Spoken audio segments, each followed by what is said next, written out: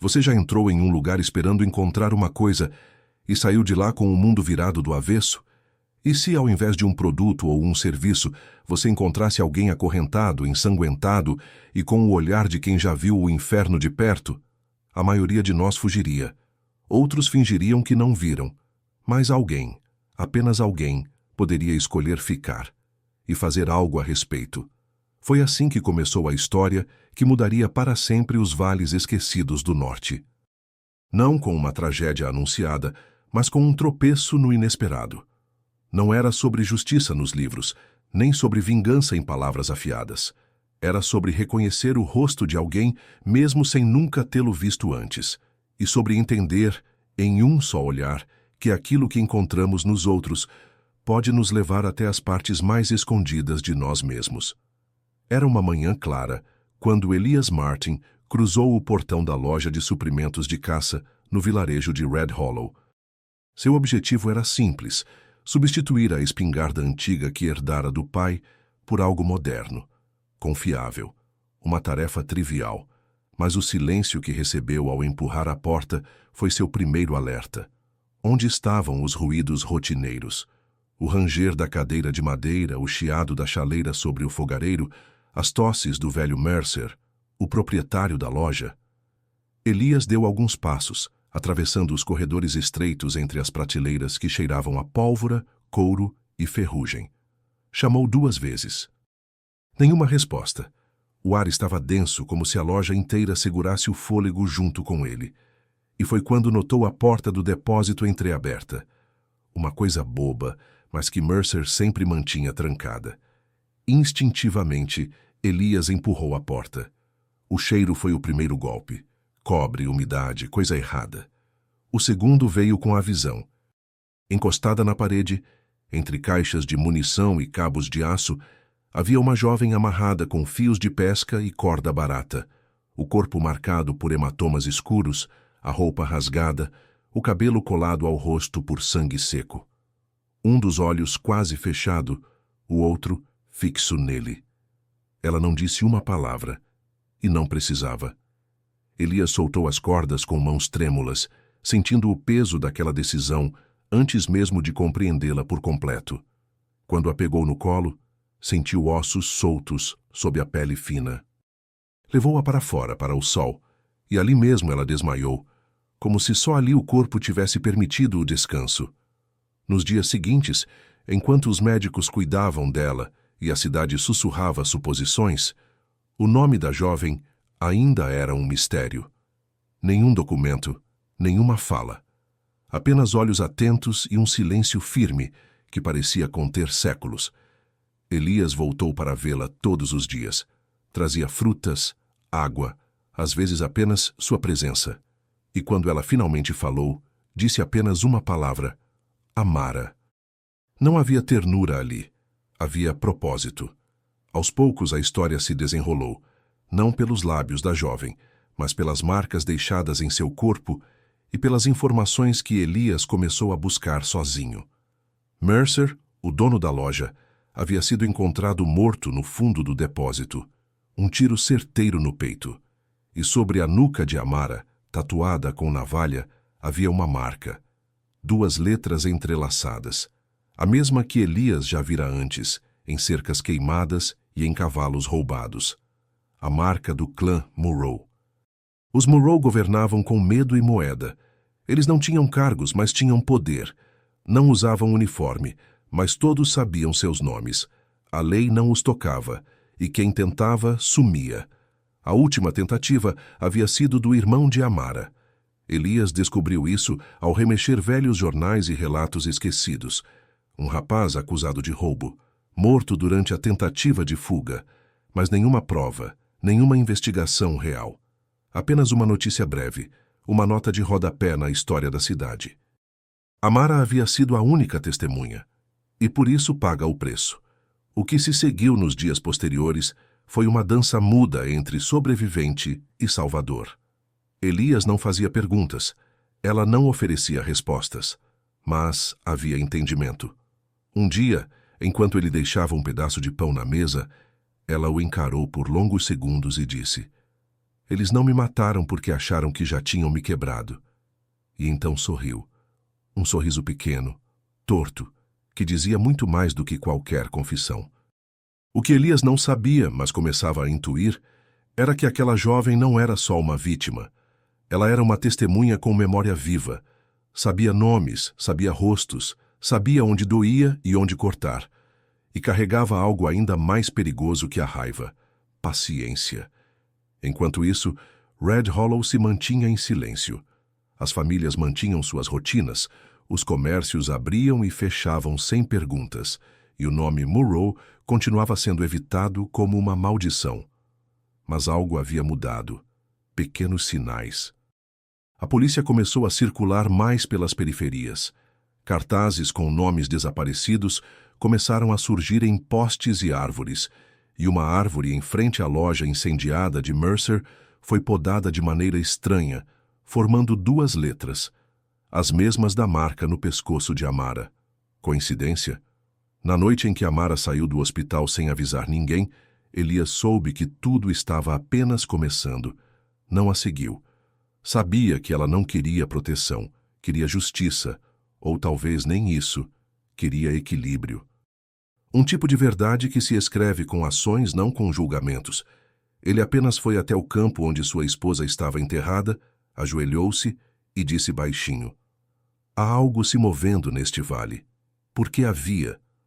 Algo antigo, algo contido por tempo demais, algo que tinha a forma de uma mulher de andar firme e mãos que já não tremiam.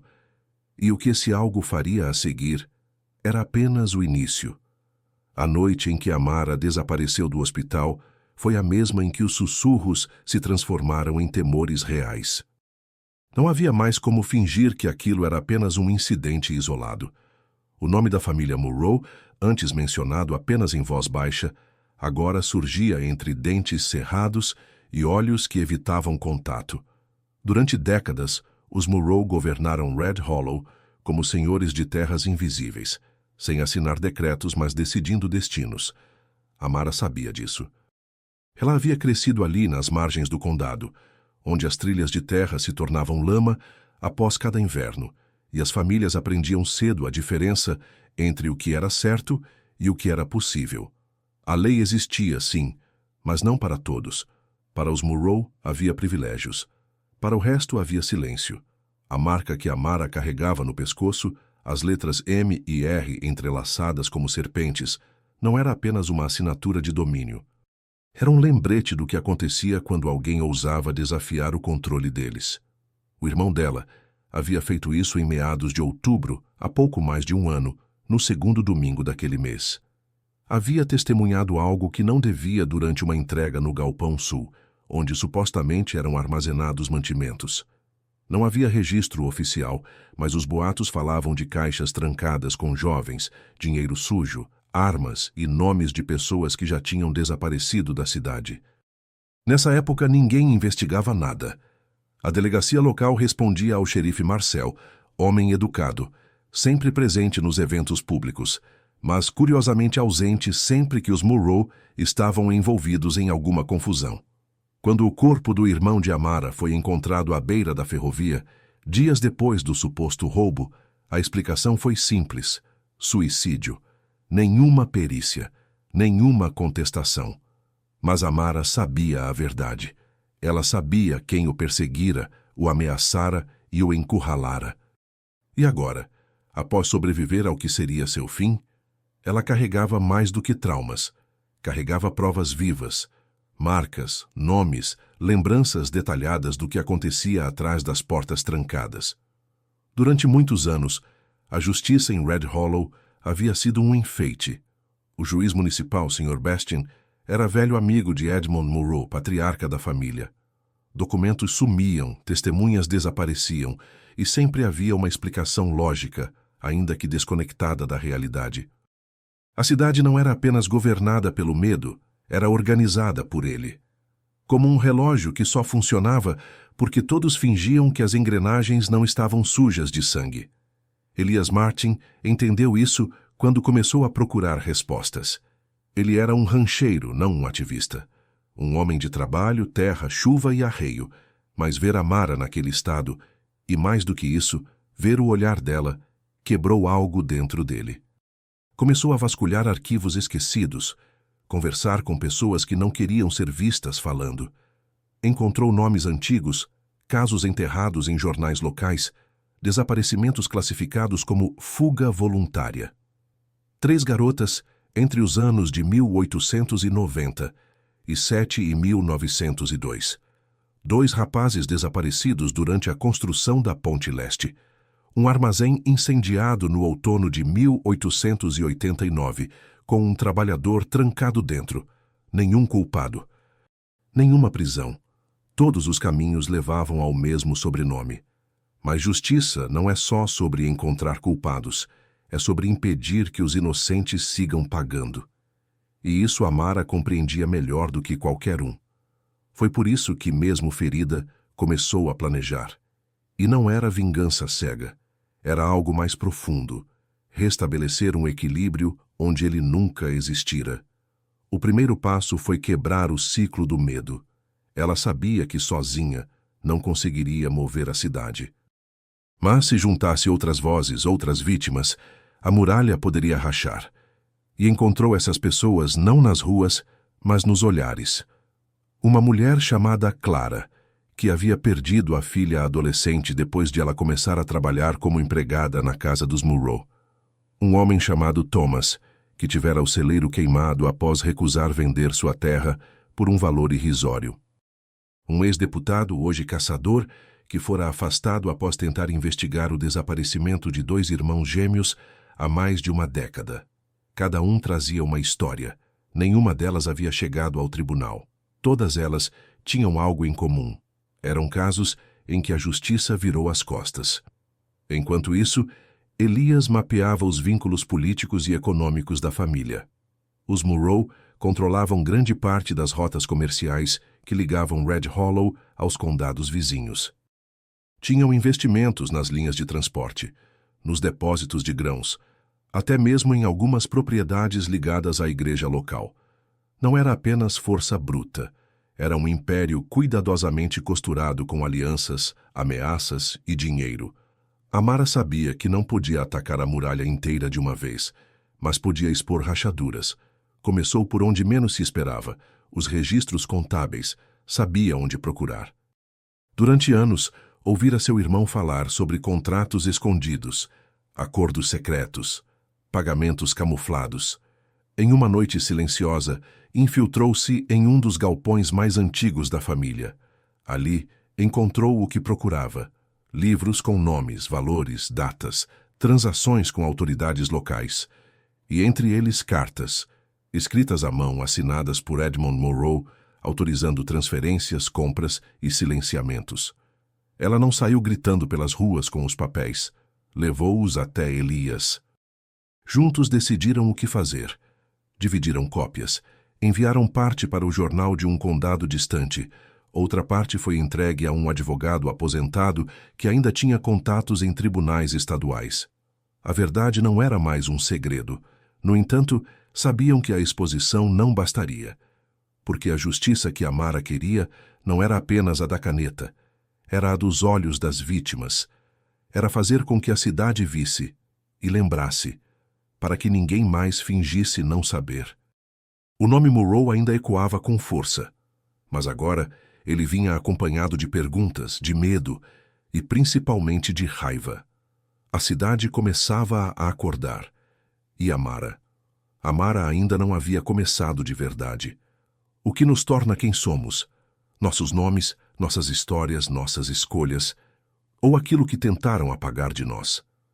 Para Amara, identidade nunca foi um conceito estático.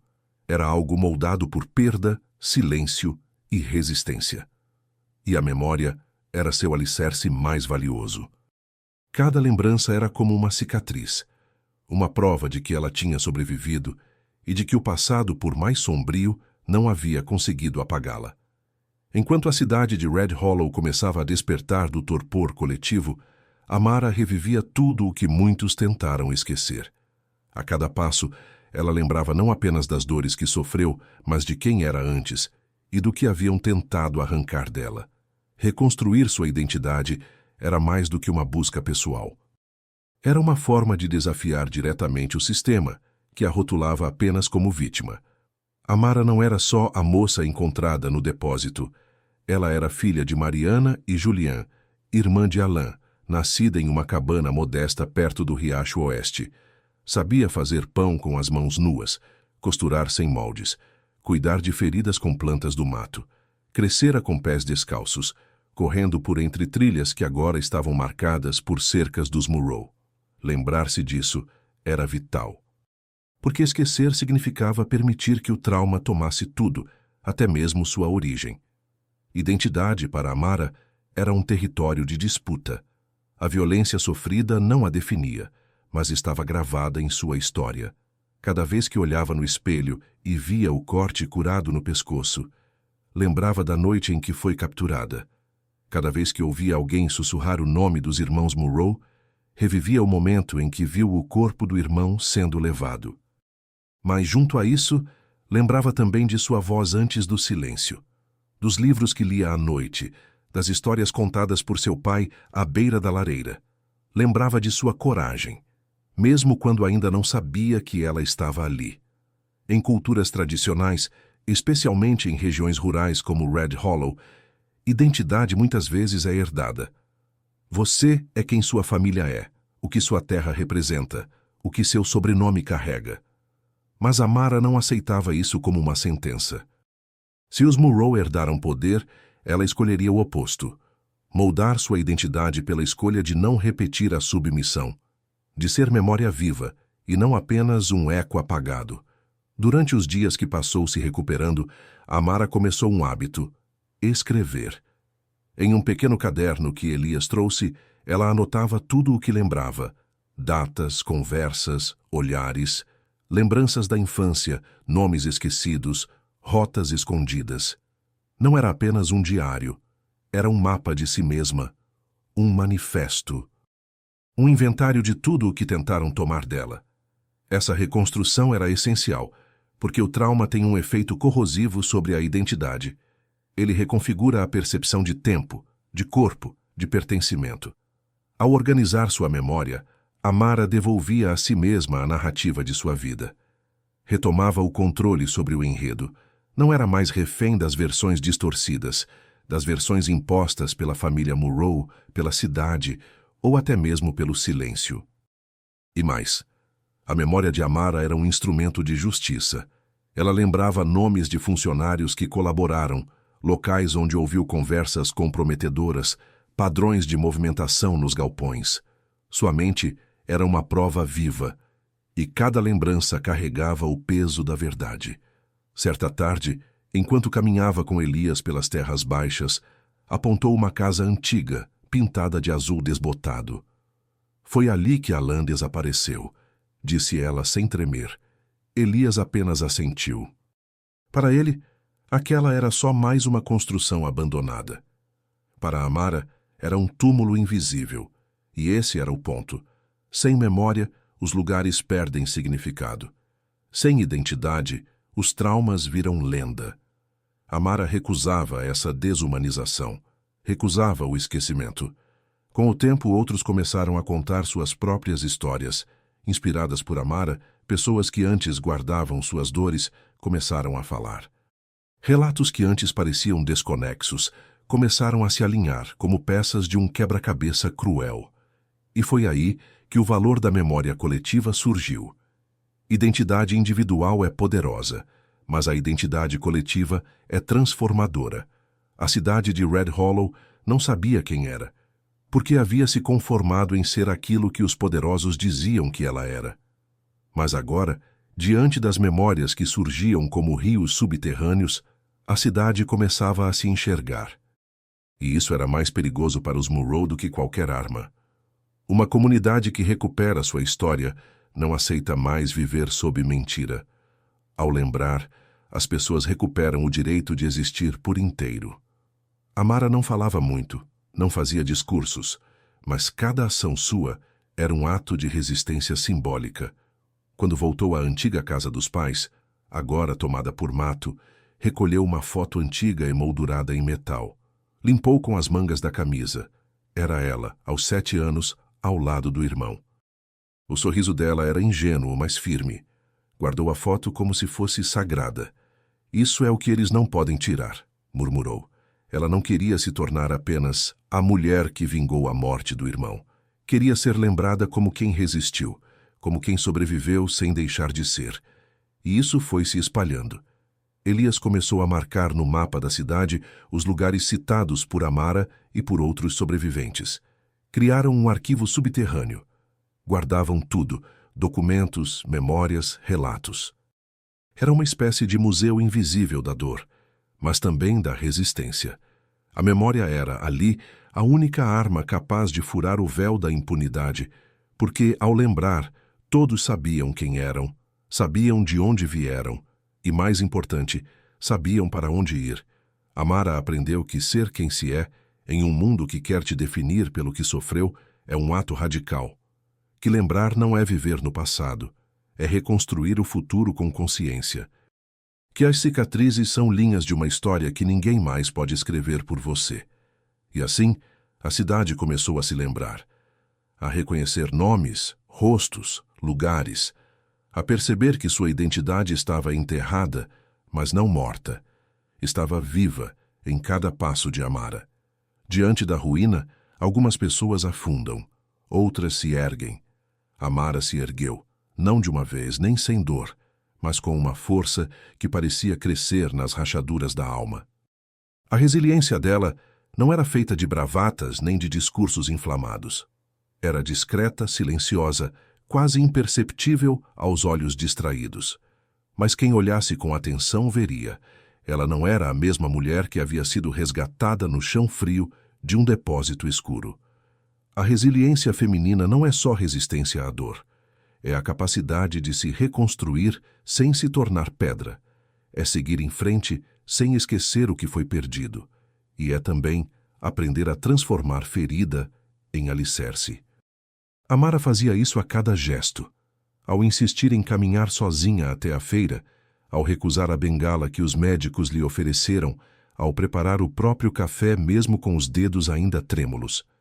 No início, muitos pensaram que ela precisava ser protegida. Elias, inclusive. Era natural. Após tudo o que ela passara, parecia cruel esperar dela qualquer movimento além da sobrevivência. Mas Amara não queria piedade. Ela queria espaço. E, sobretudo, queria ação. Não aceitava ser definida pelo que fizeram com ela. Queria ser lembrada pelo que faria com isso. Ainda com o corpo marcado, começou a treinar sozinha. A força física, claro, era limitada. Os ossos quebrados ainda doíam. Os músculos estavam fracos. Mas ela entendia que o corpo aprende com o tempo. Toda manhã, antes do sol nascer, Amara se exercitava no campo atrás da antiga oficina de costura. Corria pequenos trechos, erguia sacos de areia. Praticava equilíbrio caminhando sobre toras de madeira. Tudo sem plateia. A reconstrução era íntima. Resiliência também envolve tomar decisões difíceis. E uma dessas foi perdoar a si mesma. Por ter confiado em pessoas erradas. Por não ter conseguido salvar o irmão. Por ter acreditado que estava segura em um mundo onde mulheres como ela são descartáveis. Carregar culpa é uma prisão invisível. Libertar-se dela é um ato revolucionário. Amara sabia disso. E mesmo sem pronunciar essa palavra, se tornava exemplo para outras mulheres. Aos poucos, histórias começaram a se entrelaçar. Clara, a mulher que perdera a filha, passou a caminhar com Amara nas manhãs. Compartilhavam silêncio e, vez ou outra, memórias partidas. Havia entre elas uma cumplicidade sem necessidade de explicações. Uma reconhecia na outra o mesmo vazio e a mesma vontade de preenchê-lo com algo novo. Outras mulheres começaram a surgir. Donas de casa, lavadeiras, professoras, cozinheiras, mulheres que antes aceitavam caladas os gritos dos maridos, os toques inconvenientes no mercado, as piadas sujas no balcão da venda. Mulheres que até então aprendiam desde cedo que a melhor forma de sobreviver era baixar os olhos. Mas ver Amara andar de cabeça erguida, mesmo com os ombros feridos, mudava algo nelas. Foi quando surgiu a ideia do refúgio. Não um abrigo no sentido literal, mas um espaço seguro. Um cômodo nos fundos da casa de Clara, com almofadas no chão, cadernos, chá quente e uma mesa grande. Ali elas se encontravam, não para reclamar da vida, mas para aprender. Leitura, escrita, defesa pessoal, costura, direitos civis. Cada uma ensinava o que sabia, e todas aprendiam a se reconhecer como parte de algo maior. A resiliência feminina também é coletiva. Quando uma mulher se levanta, muitas outras enxergam que também podem. Amara não queria liderança, mas a liderança veio até ela. Não porque falava mais alto, mas porque mostrava que é possível continuar mesmo depois de tudo parecer perdido. Uma das lições mais marcantes surgiu durante uma conversa com uma menina chamada Lúcia. Tinha 12 anos, vivia com a avó e fora expulsa da escola por má conduta. A verdade é que Lúcia havia revidado um tapa de um dos professores, o mesmo que a chamava para conversas particulares no fim das aulas. No refúgio, Lúcia encontrou acolhimento. Mas, mais que isso, encontrou em Amara a imagem de alguém que sobreviveu, que não cedeu. Como você não quebrou? Perguntou certa tarde. Amara pensou por alguns segundos antes de responder. Eu quebrei sim, disse. Só que me recusei a me enterrar nos cacos. Essa frase virou mural. Pintada em tinta azul, cercada por mãos infantis e flores secas, marcou a entrada do refúgio. E virou símbolo de algo maior. A possibilidade de reconstrução sem perder a doçura, sem negar a dor. Em certo momento, os boatos chegaram até os ouvidos dos Murrow. Diziam que as mulheres de Amara estavam se reunindo, que estavam ensinando umas às outras a se defender, a pensar, a lutar. Edmund Murrow riu. Disse que aquilo não duraria. Afinal, o que um grupo de mulheres poderia fazer? Ele não entendeu. Não era o que elas fariam, era o que elas já estavam fazendo. A resistência estava nas pequenas coisas, nas mulheres que passaram a andar juntas à noite, nas que deixaram de aceitar pagamentos menores, nas que começaram a relatar abusos em público. Amara havia iniciado um movimento, sem manifestos, sem megafones, apenas com presença. Elias observava tudo à distância, orgulhoso, mas também inseguro. Ele não sabia seu lugar naquele novo cenário, até que Amara lhe disse certa noite: você não precisa liderar, só não atrapalhe. E esteja pronto quando pedirmos sua força. Ele entendeu. A resiliência feminina neste contexto não era só cura, era transformação. Era pegar o que restou e fazer disso algo vivo, útil, generoso. Era continuar de pé sem endurecer o coração. Amara sabia que ainda viriam provações, que a cidade não mudaria da noite para o dia. Mas também sabia que já não estava sozinha, que mesmo que sumisse, o refúgio permaneceria, que outras vozes se ergueriam. E que, de algum modo, isso era mais poderoso do que qualquer vingança. No fim, a resiliência dela não estava no ato de enfrentar os vilões, mas no de construir um novo mundo no meio das ruínas do antigo. Um mundo onde mulheres não precisem mais ser fortes sozinhas. Durante muitos anos, Red Hollow não foi apenas uma cidade, foi um pacto não dito. Um lugar onde cada vizinho sabia um pouco de mais, mas decidia saber um pouco de menos. Onde o silêncio era mais do que ausência de som, era um acordo coletivo. Aqueles que ousavam falar alto acabavam sumindo, desacreditados ou esquecidos. Foi dentro desse tipo de paisagem que o poder da família Murrow floresceu. O domínio dos Murrow não dependia apenas da força ou do dinheiro. Ele era sustentado por um muro invisível construído com omissões. Era uma estrutura sólida, feita de olhos desviados, de sorrisos forçados, de palavras engolidas. Havia medo, sim, mas também havia conformismo, e talvez essa fosse a parte mais perigosa. O que Amara começou a provocar não foi apenas uma rebelião contra a violência, mas contra o próprio pacto de silêncio. Quando ela sobreviveu, e mais ainda quando começou a falar, muitos se viram diante de uma escolha: continuar cúmplices ou romper o ciclo. A comunidade não estava acostumada com rupturas. Era um lugar de tradições firmes e horizontes estreitos. Onde todos se conheciam pelo primeiro nome, E fofocas tinham mais peso que verdades. Era mais fácil aceitar que certos eventos eram casos isolados do que admitir que o próprio chão da cidade estava podre. Foi nesse contexto que o refúgio se tornou uma rachadura na fachada. Não porque era revolucionário no formato, mas porque era incômodo em sua existência. Mulheres se reunindo, compartilhando histórias, nomeando medos, isso era novo. E para muitos, perigoso. Os homens da cidade, especialmente os mais velhos, reagiram com sarcasmo e desconforto. Comentários sobre dramas femininos começaram a circular na barbearia, no açougue, no balcão da igreja. A escola chegou a ser pressionada a proibir certas leituras. Era a velha defesa, ridicularizar o que ameaça. Mas o silêncio começou a falhar. Uma mulher chamada Sofia, costureira que trabalhava no centro há mais de 20 anos, decidiu não abaixar os olhos quando viu o filho de Edmund Murrow gritar com uma moça na praça. Interveio. Segurou o braço da garota e olhou fixo para o rapaz. Aqui não. A frase se espalhou. Curta, simples, mas inesperada. Dias depois, um mecânico chamado Jorge deixou um bilhete anônimo com Elias. Nele, confessava ter alterado placas de veículos a mando dos Murrow. Dizia que não conseguia mais dormir sabendo que talvez tivesse facilitado o desaparecimento de alguém. Pediu perdão e deixou uma lista de datas e nomes. Esse tipo de gesto era raro antes, mas agora pequenos sinais de coragem se espalhavam. Era como se o que antes era inaceitável tivesse se tornado visível. As pessoas estavam começando a perceber que o problema nunca foi a força dos Murrow, mas a conveniência da cidade em ignorar. O silêncio, quando coletivo, ganha uma aparência de normalidade. É confortável, evita conflitos, mas também protege o agressor, perpetua a injustiça e isola os vulneráveis. Red Hollow começou a se ver no espelho e o reflexo não era bonito. O jornal local, sempre comedidamente neutro, publicou um editorial inusitado.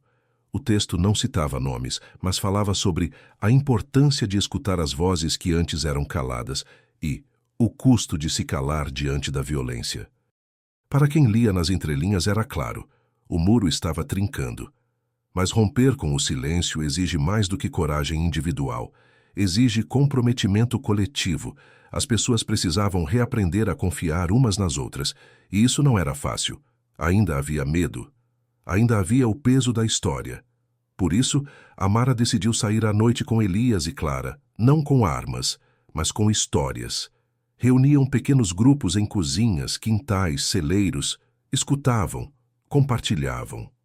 Convidavam pessoas a lembrar, a nomear, a entender que não estavam sozinhas.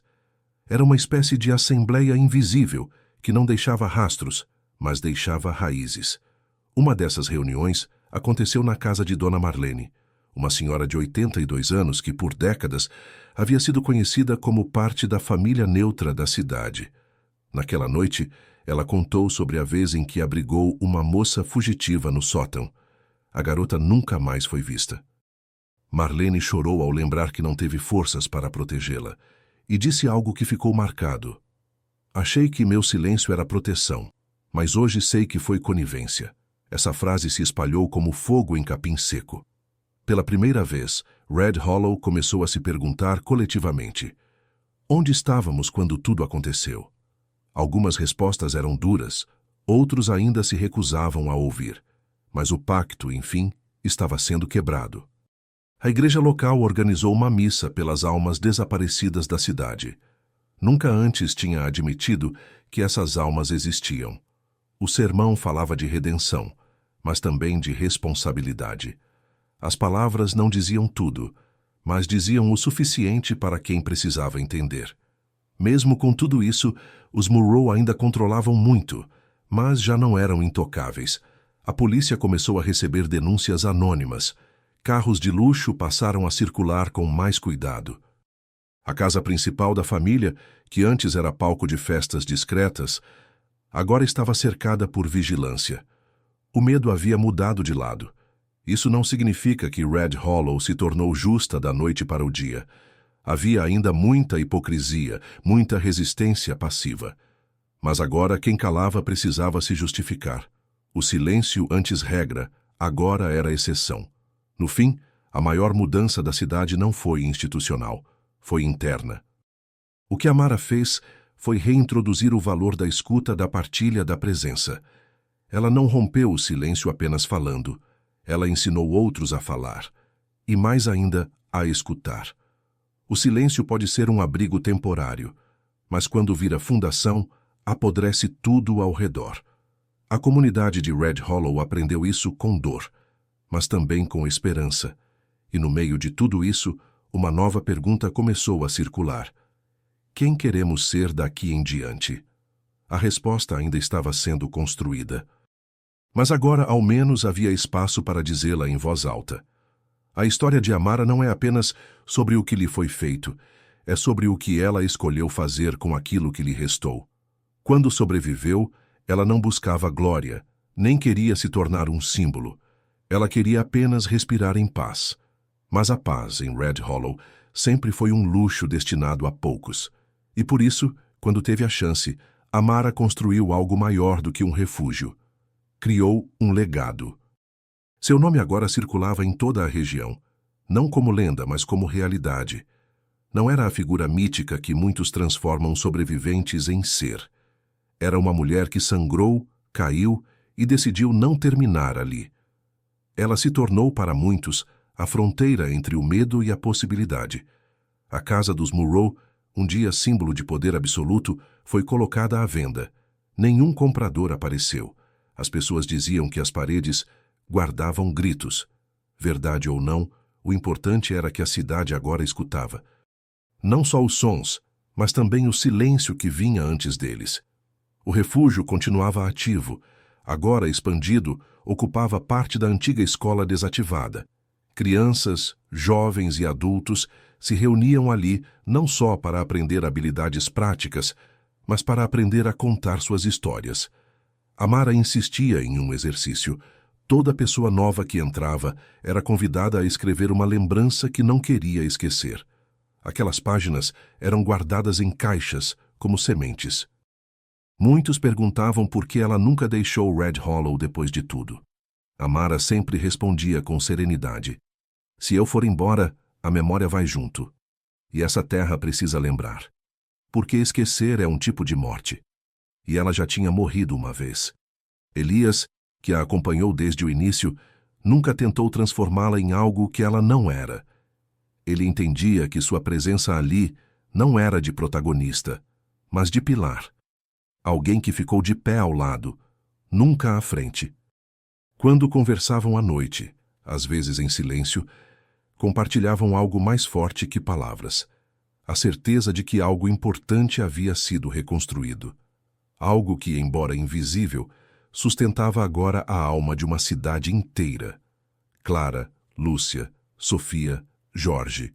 Nomes que antes compunham a multidão indistinta, agora se tornaram vozes com peso. Eles haviam entendido o que significa pertencer de verdade. Não se trata apenas de nascer em um lugar, mas de assumir responsabilidade por ele.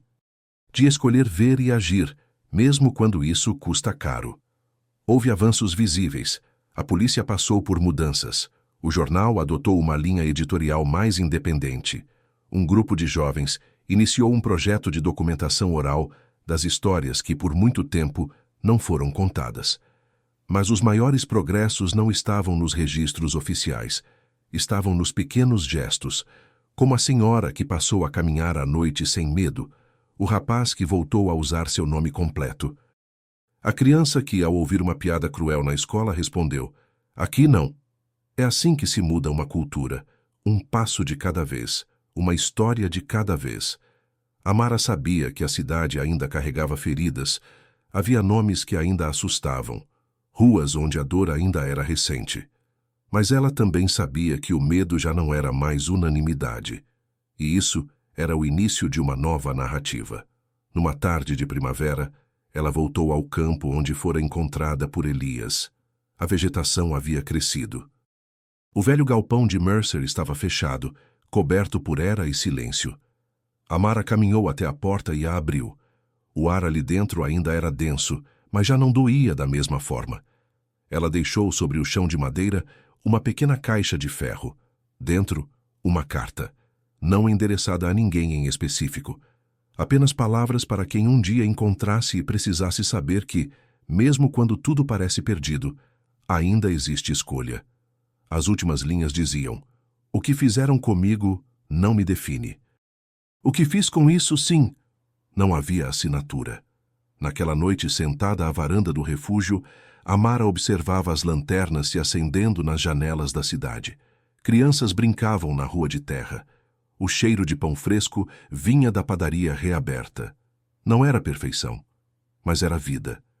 E isso para ela já era revolução. A resiliência feminina havia transformado o trauma em ação. A identidade, outrora fragmentada, agora era referência. A justiça não veio das instituições, mas da coragem coletiva. E o silêncio, outrora dominante, havia sido vencido por vozes que decidiram permanecer. Red Hollow nunca mais será a mesma. E isso não se deve a uma única pessoa, mas à escolha de muitos em não repetir os erros de antes. Amara nunca se autoproclamou heroína, mas para quem conheceu sua história, ela se tornou símbolo do que é possível quando alguém se recusa a aceitar a escuridão como destino. A pergunta final não é sobre ela. A pergunta é sobre nós. O que faremos com as histórias que ouvimos? Essa resposta agora está em nossas mãos. E assim mais um capítulo do Velho Oeste chegou ao fim. Mas quantas outras histórias ainda estão esperando para serem desenterradas nas trilhas da história? Se você gosta desse tipo de conteúdo, inscreva-se no canal e ative as notificações para continuar explorando o que há por trás da poeira e da lenda. E não pare por aqui. Clique no próximo vídeo e continue cruzando as paisagens e segredos do Oeste Selvagem. Nos vemos na próxima parada dessa jornada pelas terras esquecidas.